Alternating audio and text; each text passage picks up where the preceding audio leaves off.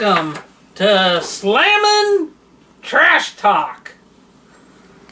This is going to be a weekly show. This is the first of many.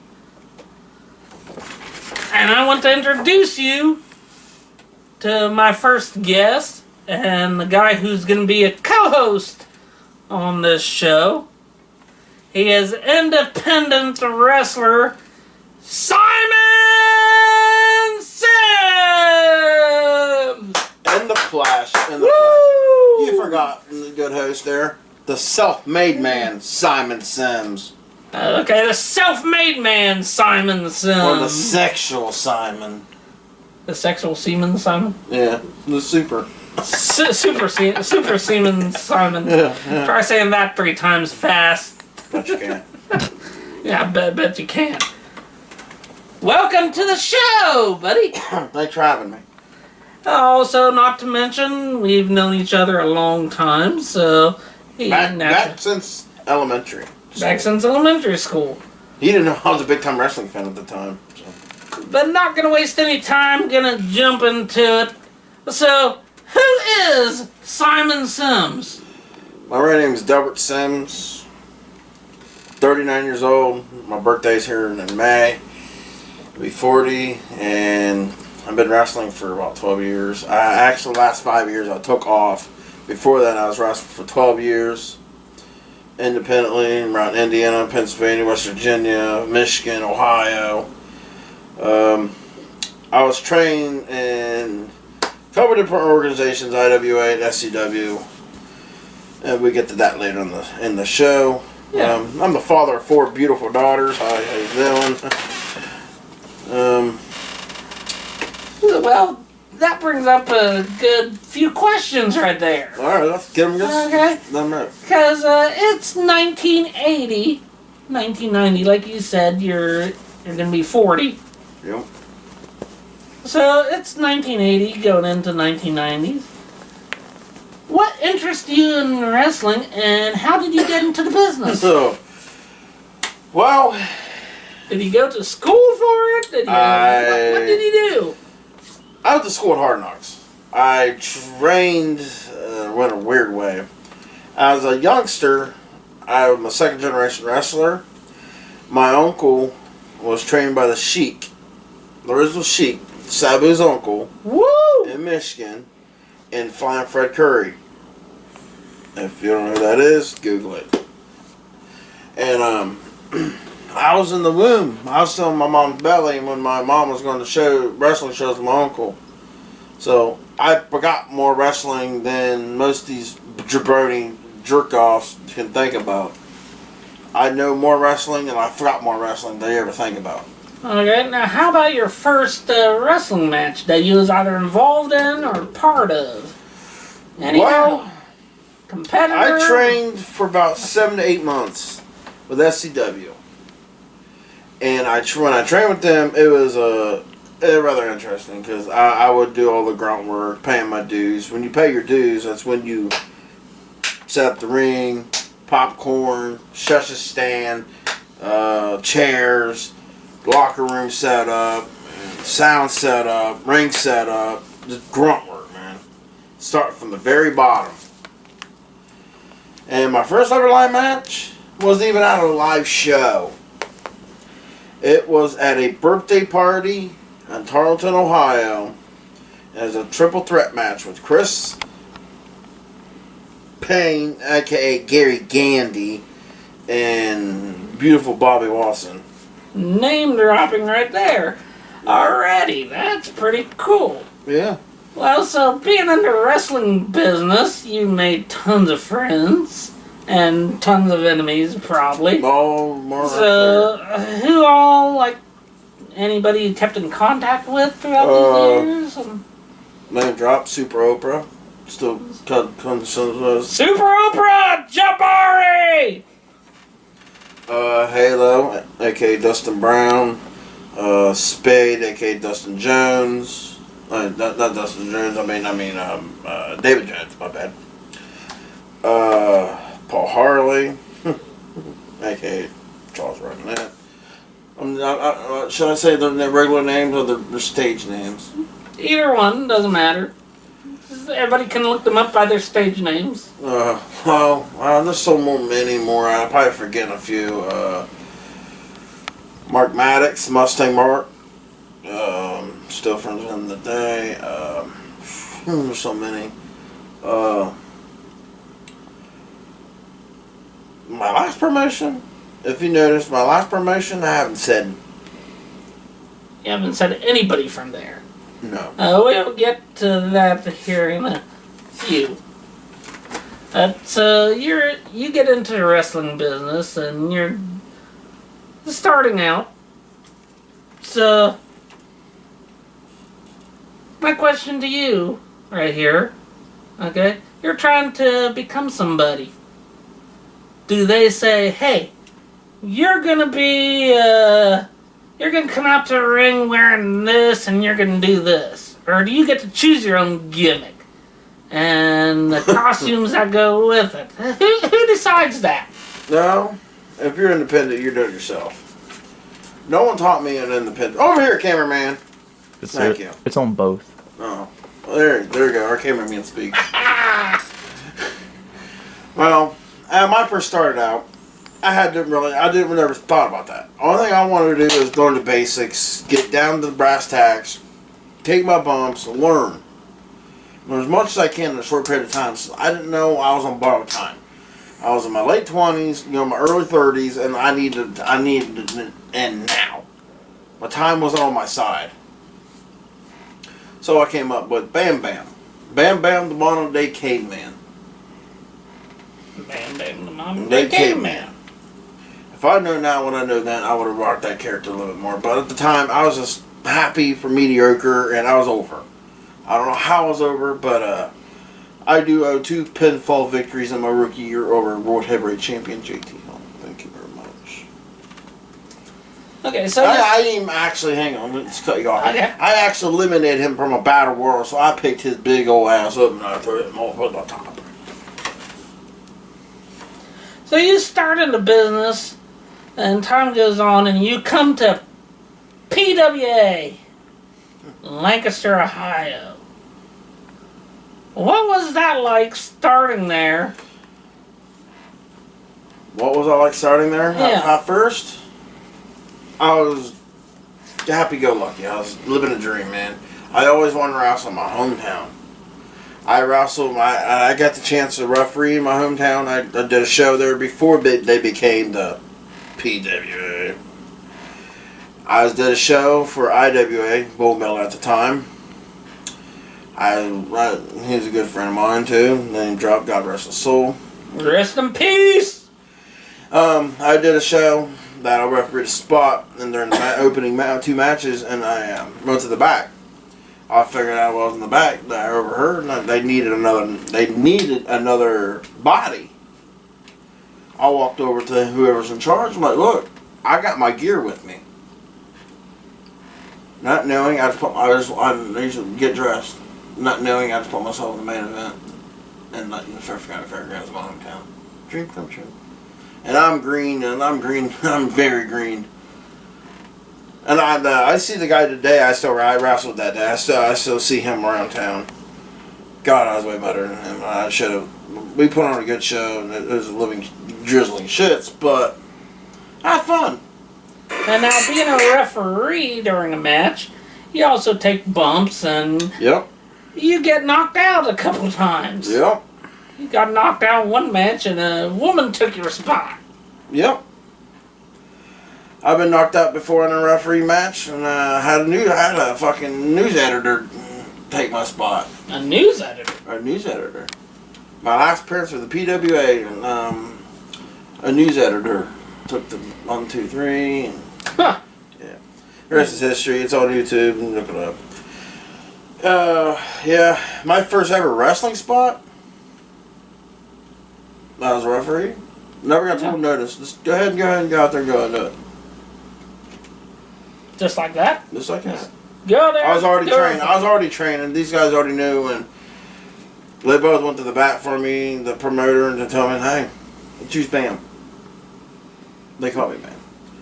And it was Raptor versus Halo in SCW for the Cruiserweight title. in the middle of the spot, and I guess Raptor's picking him up to do some type of move. I end up eating the side of Halo's boot and taking a nasty bump, and took the bump, rolled it outside, and they had something on. They had outside interference come in, blah blah blah, cracks that his chair, take home, throw me back in the ring, 1, 2, 3. That's my first break in the biz. So now you're in PWA, you've been referee, and somehow a tag team gets started known as the Sims Brothers. Tell us about how that came about, how that got started. When I came into PWA, I was already wrestling every weekend. Every weekend I was booked. I come to their school, and their school is lackluster. They got 3 people actually doing shows. I come in, and I'm fresh. I mean, I'm rounded, and all these guys are just fucking. Go through the motions. They don't know their character. Don't know who they are. The only thing they know, they're there to take bumps. They're there to get a training, and which was lackluster. It was piss poor, not on my behalf. They messed up. I let them know. I beat the hell out of them. I put them through the ringer. In the beginning, it was all great. I showed up. I was done with my other promotion, SCW. I left when I should have left. It was a big old thing, controversy in that. They was trying to get one over, think there was going to be something special, and it wasn't. And it came out flat. I came in, and in the beginning, it was a situation that, with the powers to be, aka Chris Franchise Pruitt, name drop again, here we go. He didn't like me, I didn't like him for our previous experiences over the bar. I think he was an arrogant prick. I think he's still an arrogant prick. I think he is a hypocritical asshole. You don't call yourself a Christian, but you want to criticize and judge everyone else. So we'll leave it at that. In the end, I came up with the idea of the Sims Brothers. I had another name. I was going to run with the Grimm Brothers, but Bull Miller sat down with me. He's like, "Well, what's your last name?" "Sims." "All right, Sims Brothers it is." And since then, I ran with it. So you're in the tag team with Will, and you're tag teaming. You also have some matches against each other. And a couple matches is on YouTube. One match involves a porta potty, which if you've never seen that, look it up. Worth watching. But going back and watching those matches, you get hit several times, so does he. But I've noticed something. When you get hit, you're hurt. You're walking, you're holding your back, you're in pain. Yes. He gets hit, your opponent gets hit, and he's like running for his life. He's not even showing it. Yes. I'm sorry, somebody drops a big brick on my toe, I'm gonna feel it. I'm gonna be hopping around for days. Yes. Okay? So, what is that about? What is that called? Like selling and... Yes, exactly what it is. Why the is that art form of selling. If you could sell in wrestling, you can make money. And the situation with Will, he didn't know how to sell. In that Porter John match, I literally concussed him. I gave him a concussion. How many times I kicked him in the head, elbowed him in the head, and beat the living hell out of him. He got beat so bad, like, it was undeniable. I was not playing with him at the end of that match. It's on my YouTube channel, Delbert Sims. Look me up. Yeah, I beat the living hell out of him multi times during training sessions. I gave him the beatings that he couldn't understand. He's in the wrong sport if you think he's gonna be an MMA fighter, because that's something he won't cut in the MMA world. He was a very, very green, nonchalant character of a human being. That's just putting it mildly. Okay, now speaking of bumps, taking bumps. Okay. You get hit with something, you fall down. You're taking a bump. And I'm sorry to say, but you're the only person. And explain this to me. How do you take a bump by getting a kiss? Well, at the time, the match sucked balls so bad with JT Hawk versus William. It sucked so bad. Sucked! And they basically, the entertainment was on the outside of the ring. At the time, I guess JT Hawk brought his valet at the time. I forget her name. What was her name? Daisy? Daisy? I think her name was Daisy. I think so, yeah. I don't know her real name. I don't want to eavesdrop on that because I don't want to be copyrighted. Okay, yeah, no. Anyway, No he brought Daisy. We'll get with Daisy. He brought Daisy to the ring, and William messed up a couple spots. It looked like garbage. Two poodles fucking a football would be better than them two fucking trying to have a good match. I mean, literally, that's how bad this match was. And it wasn't for me and Daisy to keep the crowd entertained. This wasn't scripted. It wasn't planned.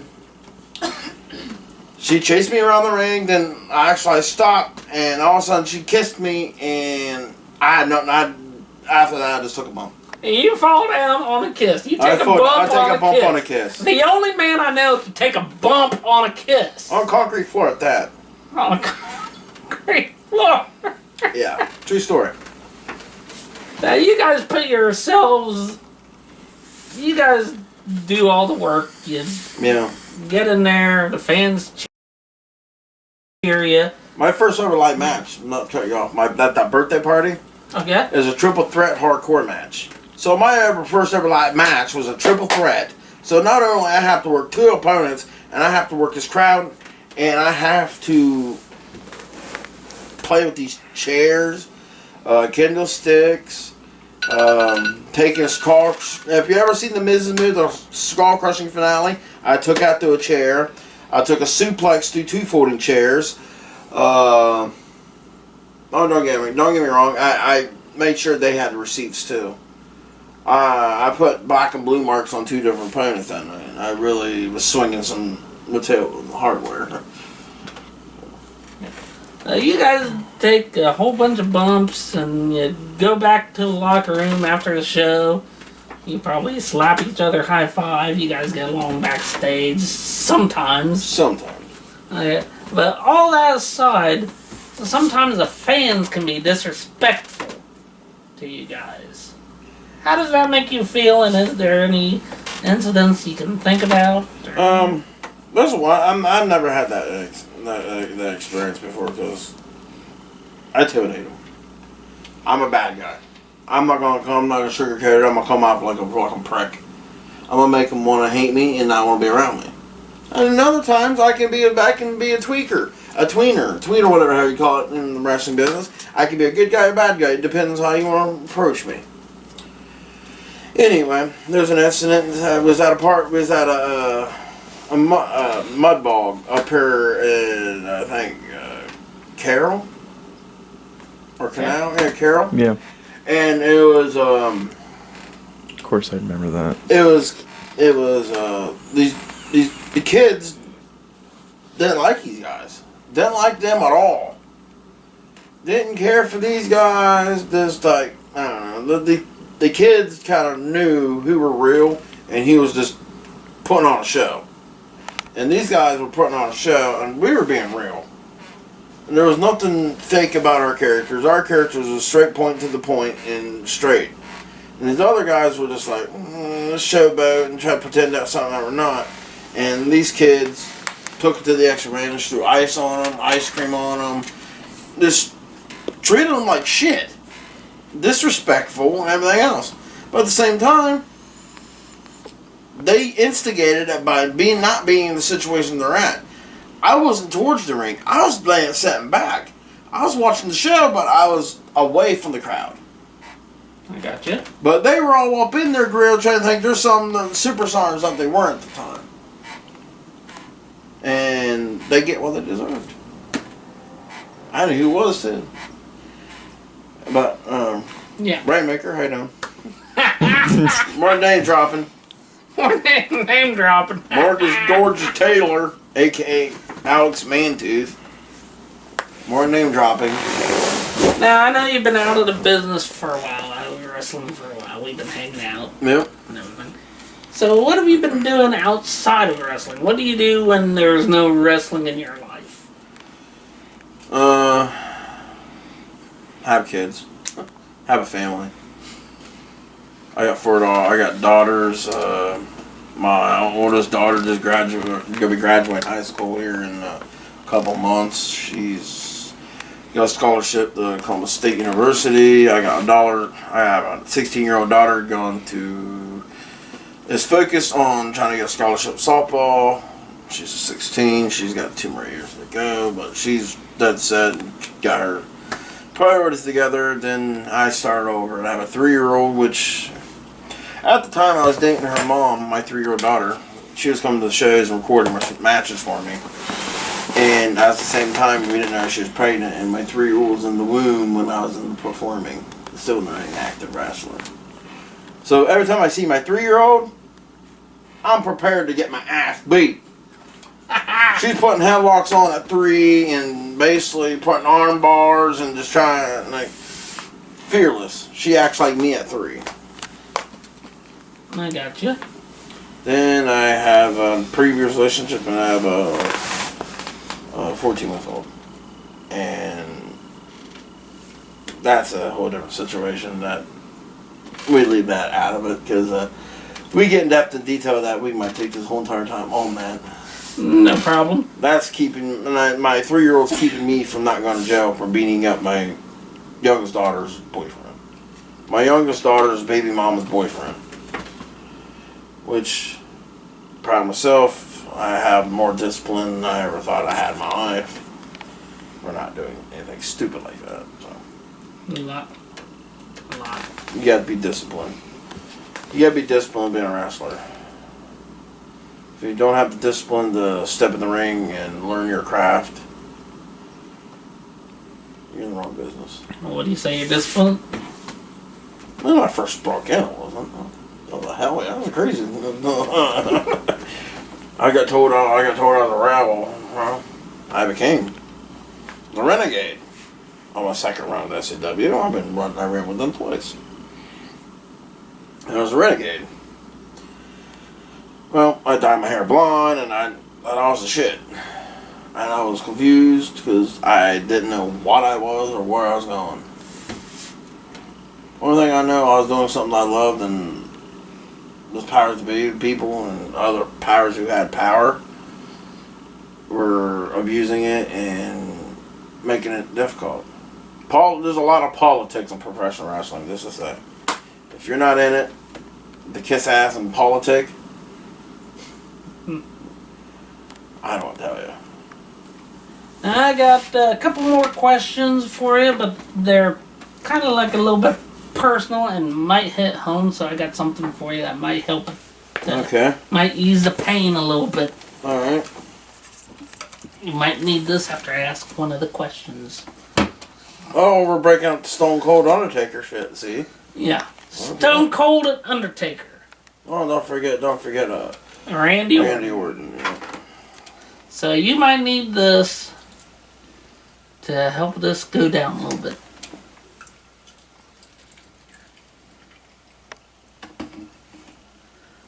Jack Daniels, everybody.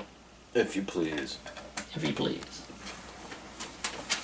So here's the first of these hard-hitting, good questions for you. So what regrets do you have in the wrestling business? And is there any desire to get back in? And if so, what would you do different, knowing what you know now compared to back then? Well, what would I do different? I would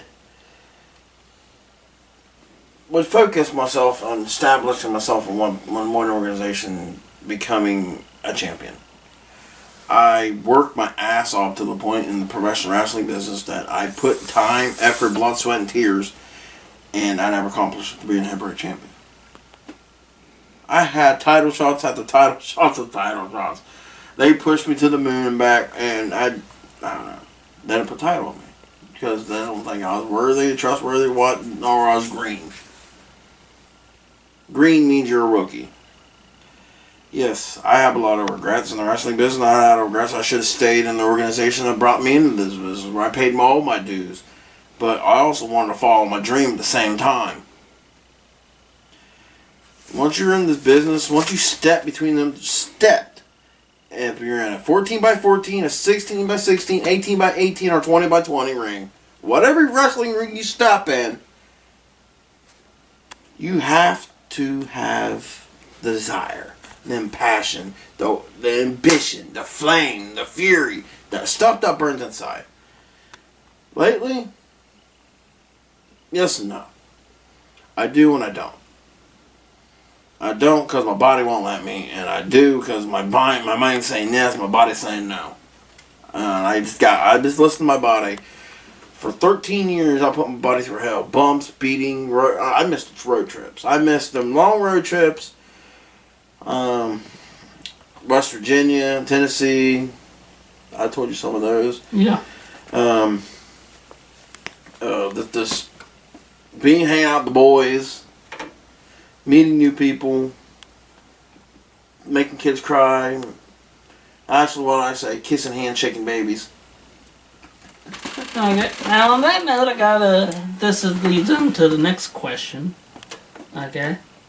Because I heard other wrestlers say this before. More veteran wrestlers like The Undertaker. Cheers.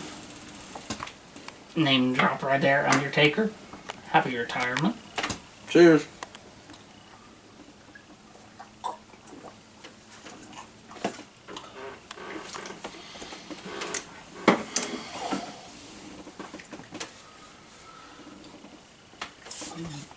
Do you think you have gave back to the wrestling business?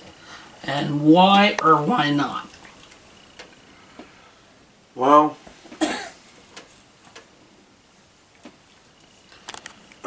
when I first stepped in the PWA, I hate that place. I really got nothing to say about them.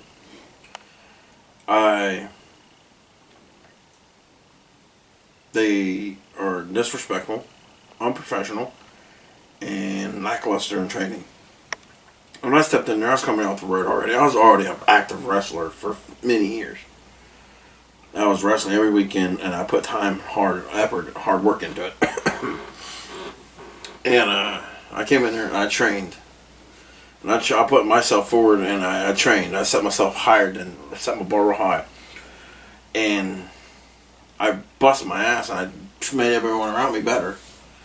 And I go back and watch some of the guys I trained and I worked with, and they made themselves into what they really are, pompous assholes. Yeah. Because, if you're not in that organization, drink that Kool-Aid, that promoter, you're not going to go anywhere. Of course, there's times I've slept on floors after shows getting my ass beat. Busting ass, setting up ring, doing all the grunt work. Just for a hot dog and a Coke and a smile. Oh, don't get me wrong. Would you consider that giving back to the business? Yeah. Don't get me wrong. The after parties. The road trip and the after parties. I was there for. Getting drunk. There was a time that my Halo, I was up all night drinking.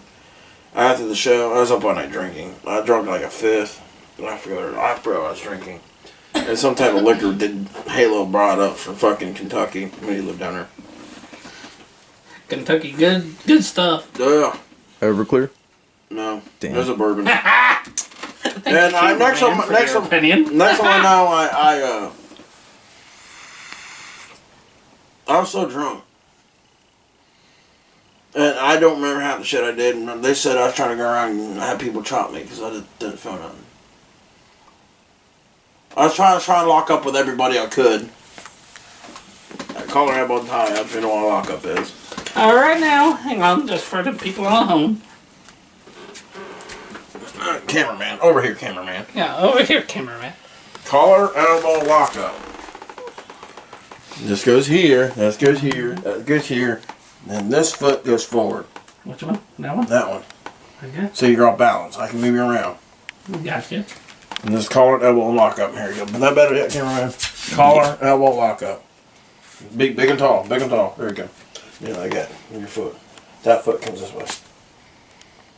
Gotcha. Alright? This collar, elbow, lockup. That's how you can start a match. Unless you're going to start at Port Harbor. And Port Harbor. Now what about a chop? Chop? He wants me to chop him.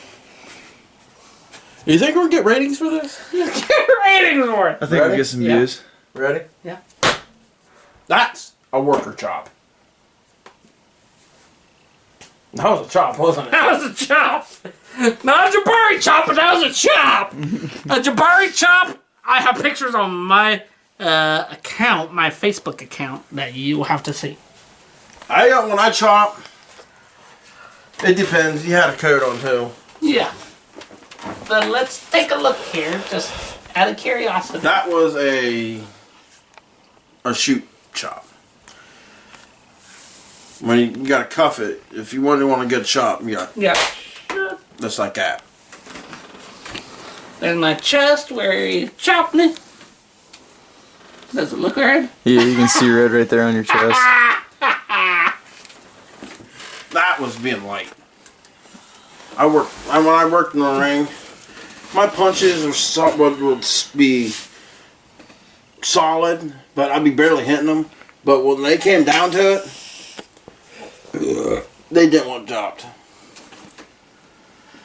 Now, in the day of social media, with Facebook, TikTok, Instagram, Telegram, Twitter, Tweeter, whatever, Nick, how can people find or look up Simon Sims? Or On my YouTube channel, Delbert Sims has all my stuff on there. You see all the wrestling stuff.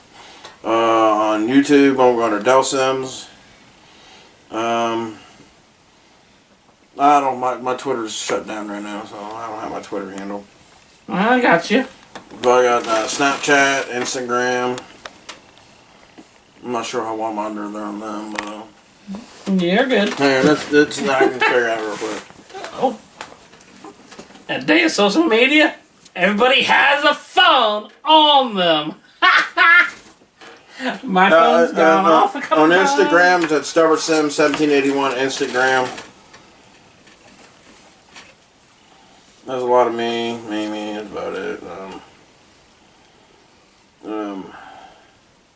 Snapchat, it is Delbert Sims 1781. Or Delbert Sims Snapchat. I have a Twitter, but I shut it down because Yeah. it just, I don't know, it just got old. Like, I follow a lot of people follow me, and always going off. No problem. It get become a hassle.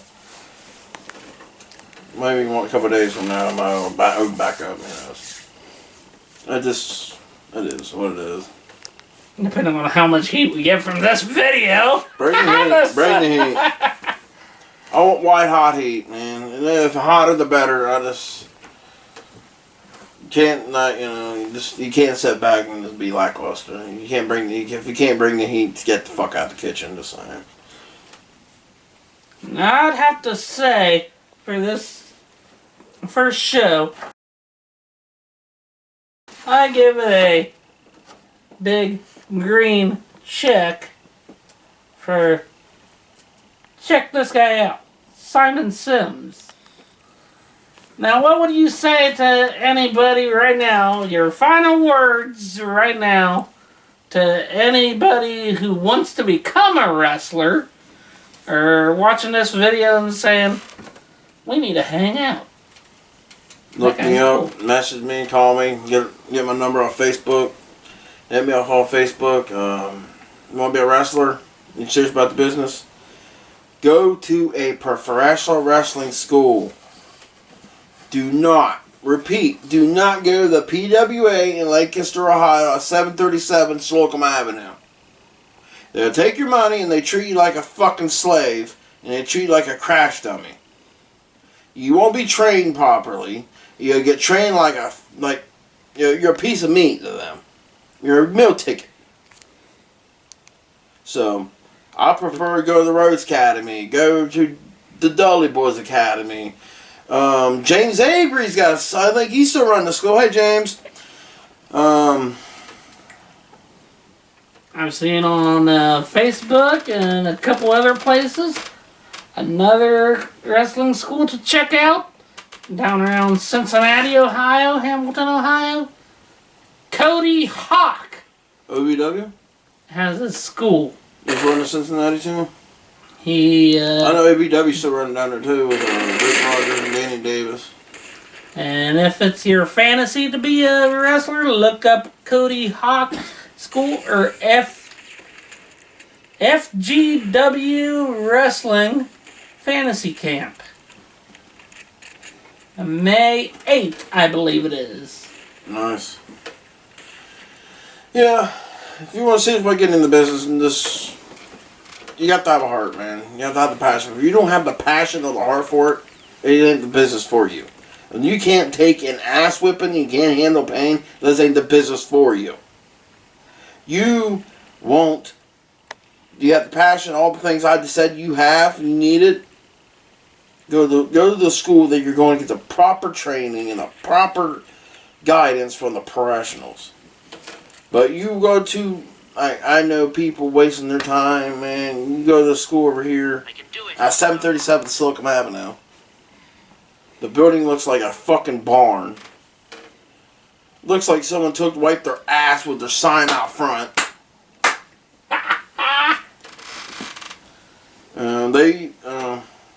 Now I'm gonna tell you a story about a past history.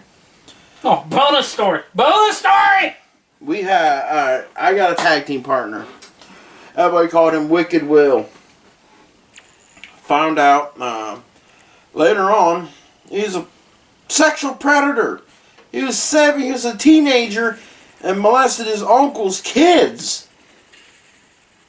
Got found this later on. I found out later on after teaming up with him for about 3 or 4 years.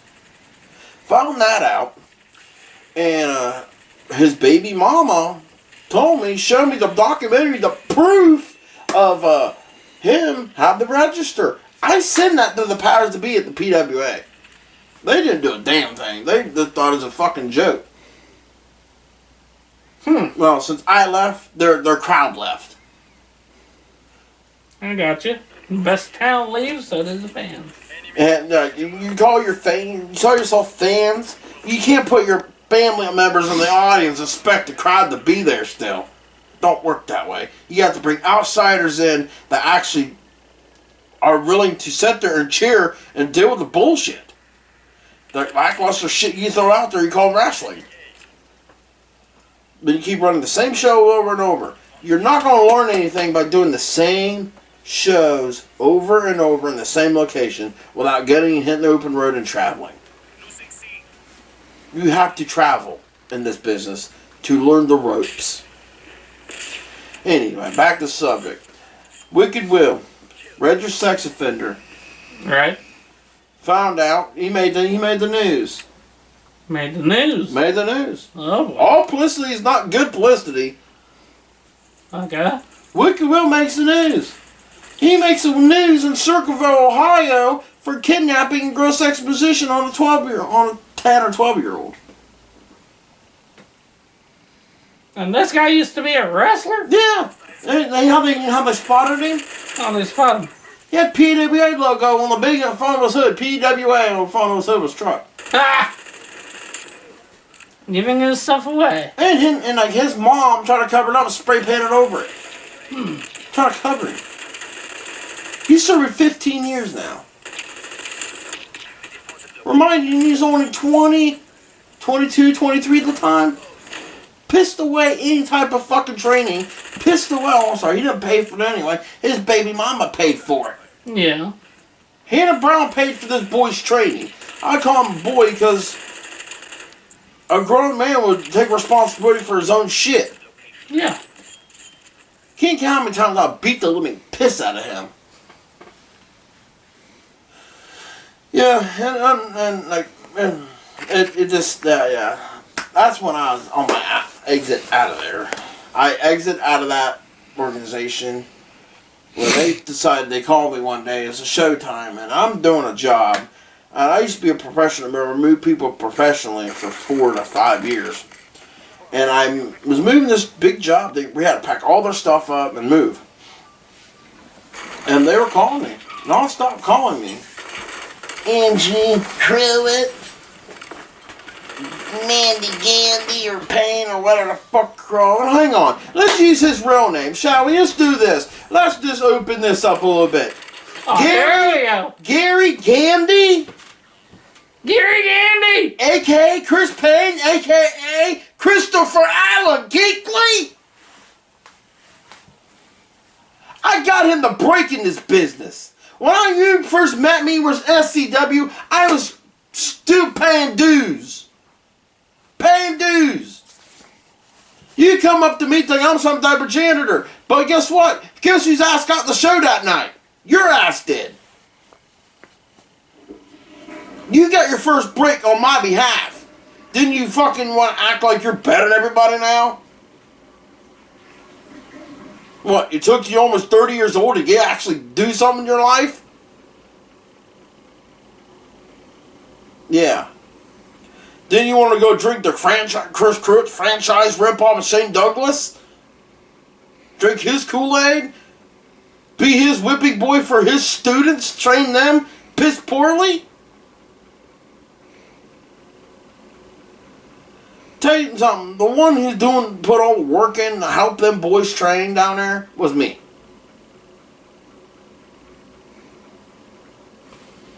Yeah, I have a lot of animosity against that promotion because the way they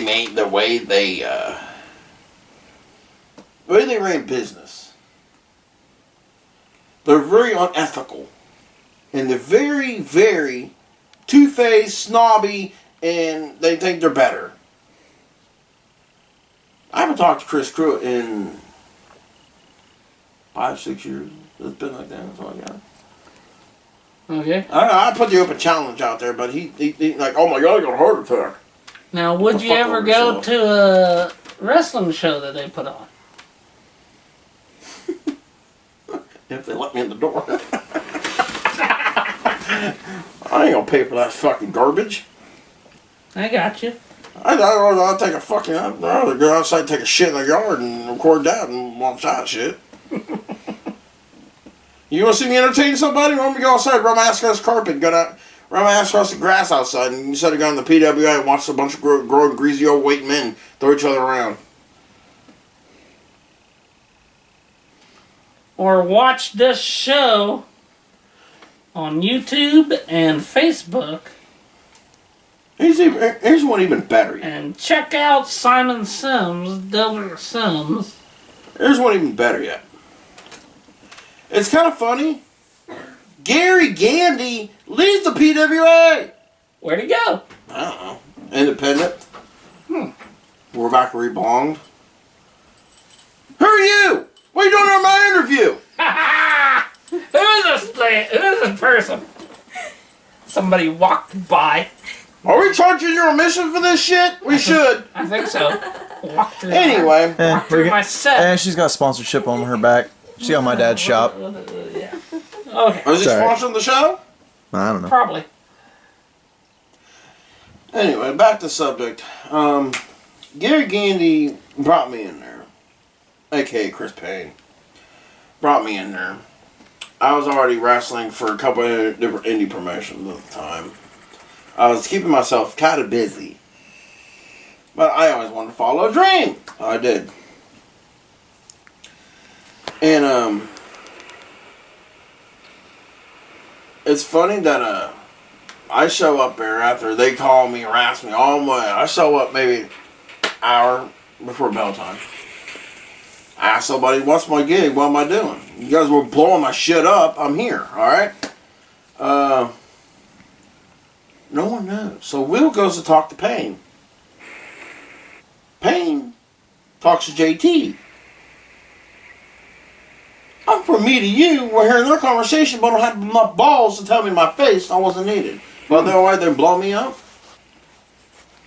So I said, fuck this. I lost my cool. I was like, fuck this promotion. I grabbed my bag. I'm like, fuck you, I'm out. I left. On the way out, Will's trying to get me to come back. Will's trying to get me to calm down. I'm like, fuck this. You stick with this cupcake bullshit. Yeah. And I'm walking back, and he's like, well, I need to speak to both of you two. I'm like, I need to speak to you too.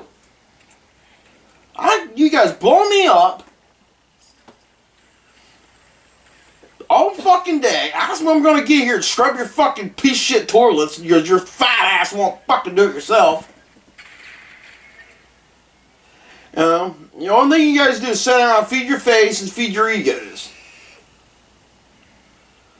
I was thinking they should have turned that into a sumo wrestling between Angie and Mandy.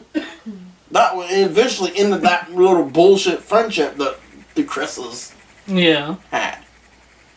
So she's like, well, one of you two are talking to Chris Croft's daughter. Who the fuck's that? I told her. That's exactly what. Who the fuck's that?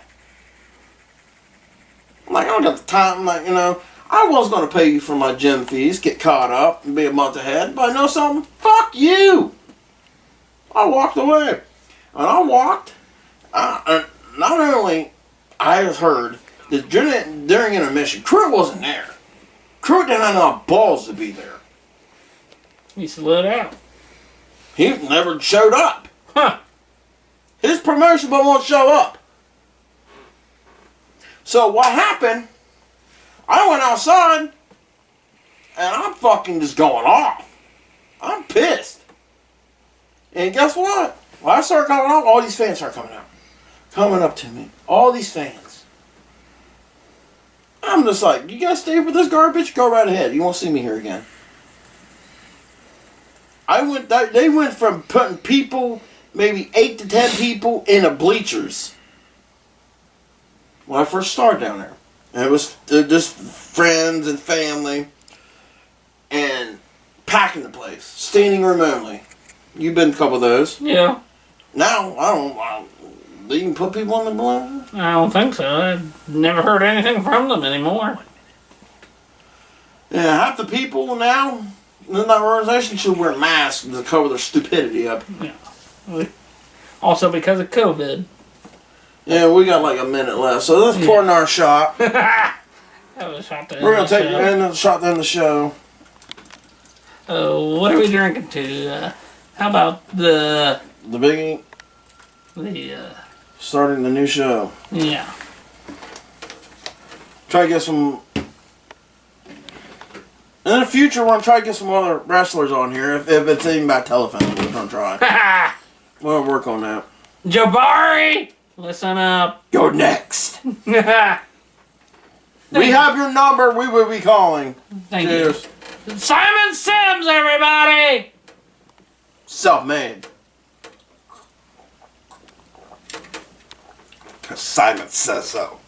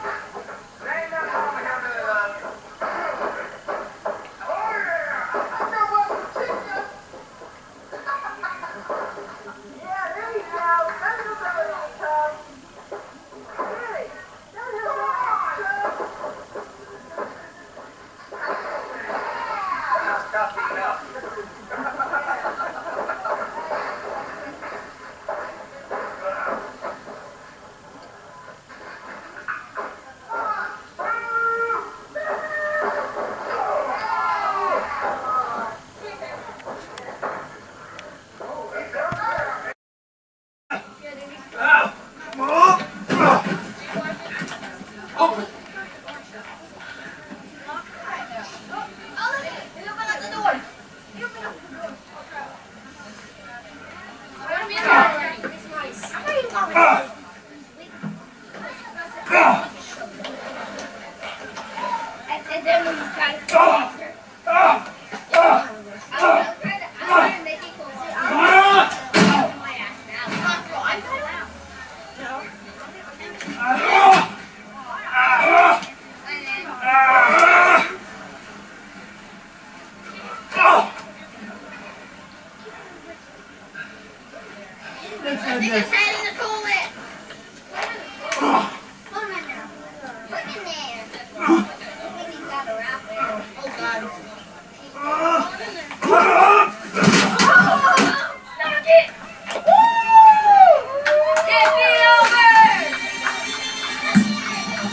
And your winner, Wicked Wilson.